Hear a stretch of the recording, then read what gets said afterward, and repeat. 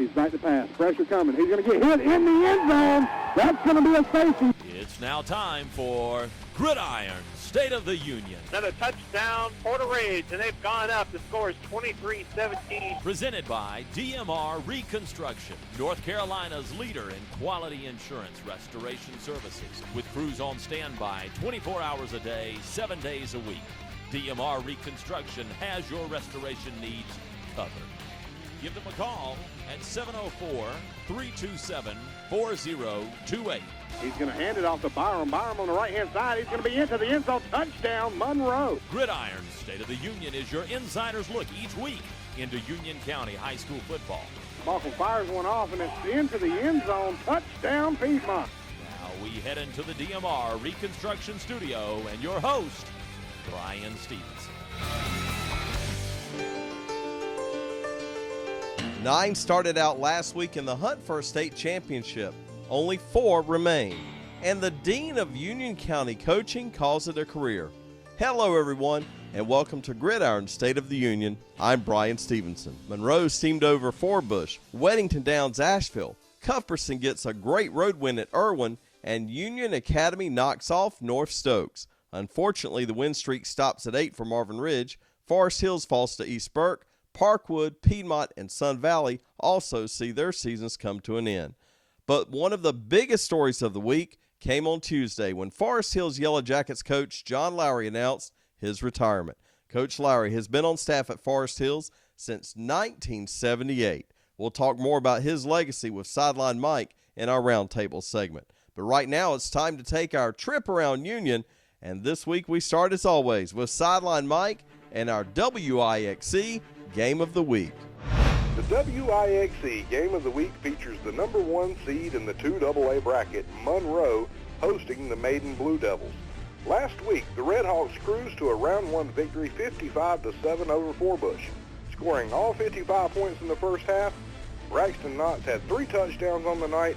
Breonte Baker had a pick 6. Monroe has looked like a team worthy of their number 1 seed, but they can't overlook anyone at this point in the season. Find out if they make it to round 3 when you tune in to WIXC Friday night. It's Monroe versus Maiden. Coverage begins at 7. Now let's go to Ken Ogden with a report on Cuthbertson.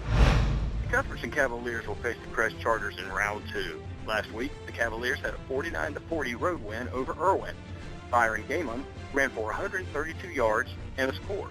Roman White had 141 yards receiving and a score, and quarterback Austin Kendall ran for 2 touchdowns, threw for 284 yards, and 2 more scores, but threw 3 interceptions. Kendall and the Cavaliers can't make any mistakes if they're going to make it to round 3. The Crest Chargers are the number 1 seed and have won 28 straight games. Now let's go to Derek Skinner and a report on Weddington.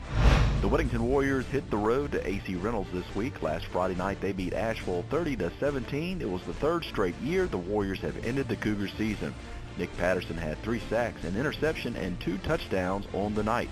If the Warriors hope to play the day after Thanksgiving, they'll have to come take down a tough AC Reynolds team. The Rockets are 11-1. That completes our trip around Union, and now let's head back to the studio and Brian Stevenson.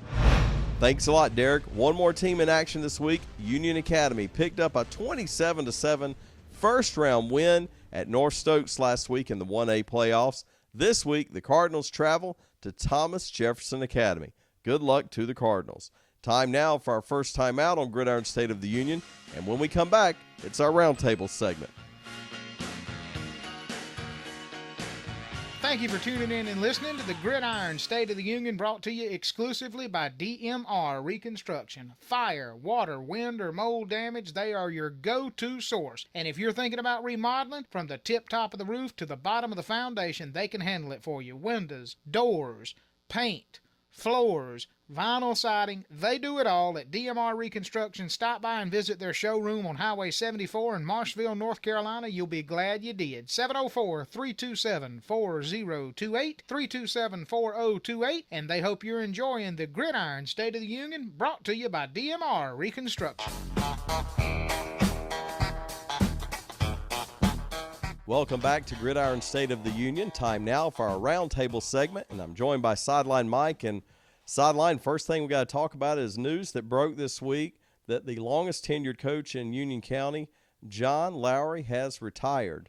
Man, it's hard to believe. Since 1978, John Lowry has been on the sidelines of Forest Hills football down there in Marshville. He took over the head coaching job right around 85, 86. A long time in the making. 20 years Coach Lowry was the leader of the Yellow Jacket program. Certainly going to be missed. Absolutely. 266 wins under his belt, and he was the dean of Union County coaches, being the longest tenured person coaching football right now. What is this impact going to be for Forest Hills right away? Well, his team's won 16 conference championships in 20 years. So I think that's all telling right there. It was somewhere around 20 losses in the conference that he had in a 20-year span. That's pretty impressive. It's going to be really big shoes to fill down there in Marshville, not only in football, but also in golf and in basketball as well. Yeah, and I tell you, he has just been a great coach for years and years down there. And I believe he even coached baseball for many years down there. He is just he is what Forest Hills, when you think about Forest Hills, you think about John Lowry. Absolutely, and he even got a chance a few years ago, the 2010 season. He was the head coach for the North Carolina Shrine Bowl team. He's all-encompassing, he really is, and when you think Forest Hills football, John Lowry is definitely a name that you think of. Well, and final thoughts here on this, getting to know him as we have over a long period of time ourselves, beyond the wins and losses is the character that he's building some of the young men down there. It's just always good when you've got a coach that can pour life into these young men as they come through here.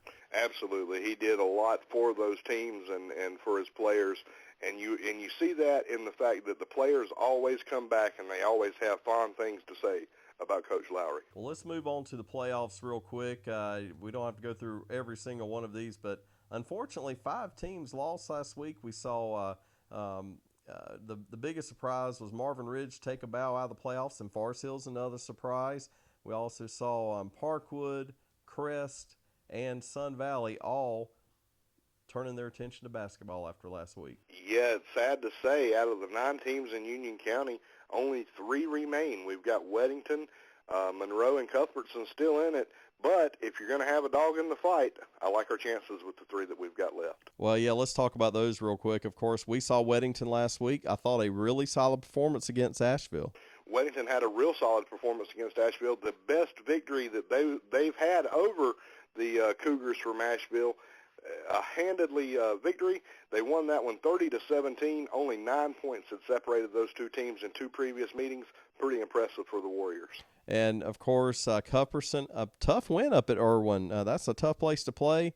Now they have to play the toughest place to play, defending state champions, and I believe it's up to like 28 in a row victories, Crest Chargers. Cuthbertson come out. They did have a tough game last week, 49-40. They defeated Clyde Irwin, another team from up and around the Asheville area. But this week, you made mention, Cuthbertson having to go to Crest. What a tough football team. It's a storied program up there. It's going to be a long ride up to Shelby. If Cuthbertson don't take care of business, it's going to be an even longer ride home. And finally, Monroe beats Forbush in very easy fashion. Another game that I think is a winnable one against Maiden. 55-7 was the final of that Forbush-Monroe game last week. Monroe rolled. They come into this game 12-0, facing the 9-3 Blue Devils of Maiden. I like Monroe's chances, but Maiden, they're coming to play. This is the second round of the playoffs. They know if they don't play to 100% of their potential, they're going home, and at this point, nobody wants to go home.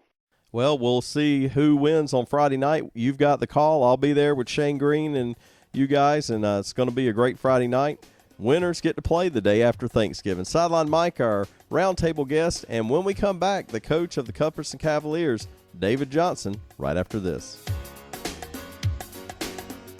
Hey, we'll be back to more Gridiron State of the Union in just a moment, but in the meantime, every person wants to be part of a winning team, and I want to tell you about the winning team over at DMR Reconstruction. Now, if you have fire, water, wind, or mold damage to your home, they can help you. They'll help you deal with the insurance company. They'll make it look better than it did before the accident ever happened. But did you know that they also do all kinds of home improvement? They're licensed general contractors. You thinking about new kitchen cabinets, new floors, new countertops, maybe Maybe you need a new door. Maybe you need to paint or new vinyl siding, refinishing floors, installing carpet. They do it all at DMR Reconstruction, and they are your winning team. 704-327-4028, 327-4028, or visit the brand new showroom, Highway 74 in Marshville. It's DMR Reconstruction, exclusive sponsors of the Gridiron State of the Union and the DMR Red Zone. And now back to more action with the Gridiron State of the Union.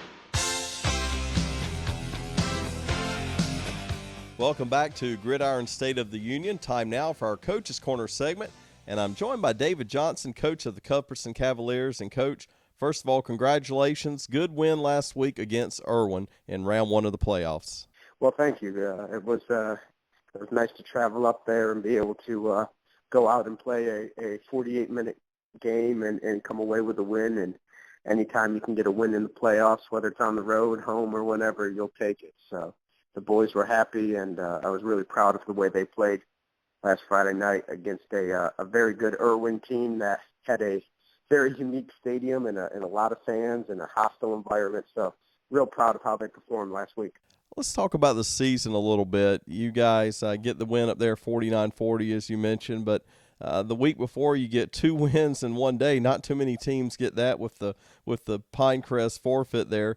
Talk about the first of all, let's talk about the stretch you guys have been on, because now it seems like you guys have kind of hit your stride. Anson, Sun Valley, Piedmont, now Irwin. Do you feel like you're maybe peaking at the right time?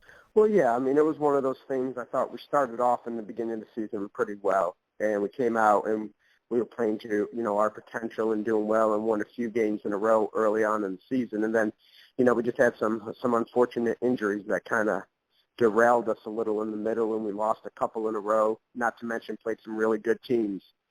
And, we were able to get healthy, and I think we're headed in the right direction, and you always hope as a coach that you can peak later than earlier, and around playoff time start playing your best ball, and I think we're headed in the right direction. We're playing, as good as I think we've played all year, and have been able to win 4 in a row now, and I just like where we're at, and we're headed forward now. Talk about playoffs. They don't get any easier, but especially in this bracket, you guys have to travel to another hostile environment, a team that has been to the top of the mountain. They're the defending state champions, Crest. What have you seen from them, and what is it going to take for you guys to go up there and knock off the guys who are on top of the mountain right now? Yeah. I mean, I think you hit the nail on the head. They're as advertised, big, fast, physical, well-coached. Exactly what you would expect in a defending state champion. And, for us, it's going into a extremely hostile environment. I got the Shelby film, and I think there was about 20,000 people at that game. So for us, it's going to be, going in there, and it's just going to be about us executing, and it's going to be about us playing the game that we play, and, not trying to make plays that aren't there and trying to win the game on every single play. It's just going to be a 4-quarter game, and I think if we can get into a situation where, we're driving the ball and we're scoring and getting a couple of stops, it's going to be one of those situations where we feel we can compete with anyone. And, it's not one of those situations where we're intimidated. It's not one of those situations we haven't played in before. Obviously, we played Pinecrest. We've played Weddington, the Marvin Ridges, the Monroes. We've played good teams before, so it's not anything that's new to us. It's just a matter of us sticking to the game plan and doing what we do and not turning the ball over. I think it's going to be real key.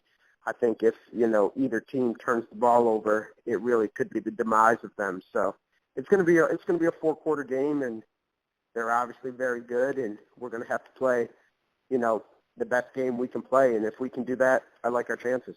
Thanks to Coach David Johnson for being our Coach's Corner guest this week. Time for Extra Points. In my Extra Points tonight, Coach John Lowry announced his retirement this week after 37 years at Forest Hills, nearly 30 of those as the head coach. Coach Lowry is what a community wants in a head coach. He's active in the community. He's built a consistent winning tradition. But most importantly, he's done an outstanding job of building quality young men, and that legacy will last for generations to come. With that, we are all out of time. Special thanks to DMR Reconstruction for being our sponsor every week, and thank you, the listener, for tuning in. We have examined the state of our union, and I can report it is good. Good night, everybody.